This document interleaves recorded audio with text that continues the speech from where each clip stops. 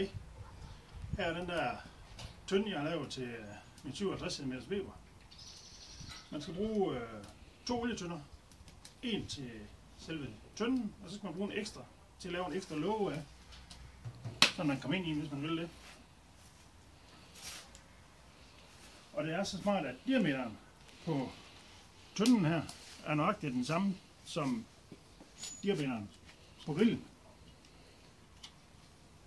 Så jeg starter med at skære bunden ud her, 3 cm fra kanten her.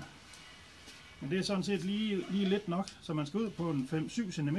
Man skærer 5-7 cm, skærer ud her en 5-7 cm ind. Og så har jeg skåret en 4 slidser her ind i hver side og bukket dem her op. Fordi så kan den her stå over. Det er den lige nøjagtigt. Stå oven på kanten her. Uden at falde ned, så står den rimelig stabil. Så det var den ene ende. Så er den færdig. Så man selvfølgelig nok lige sætte den lidt forsigtigt på de der ører der. Og i den anden ende skal man skære lige under svulsten.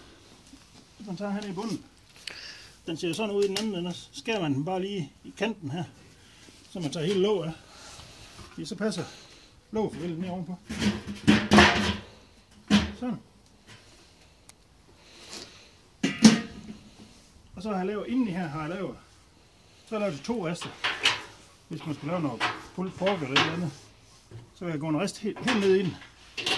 Og så kan man lukke den her.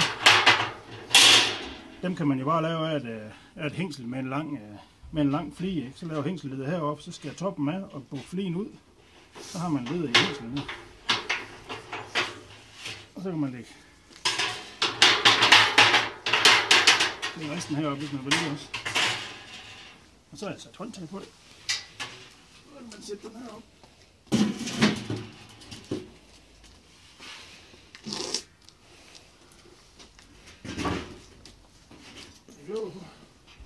Så har jeg lavet låg i, med sådan et par beslag.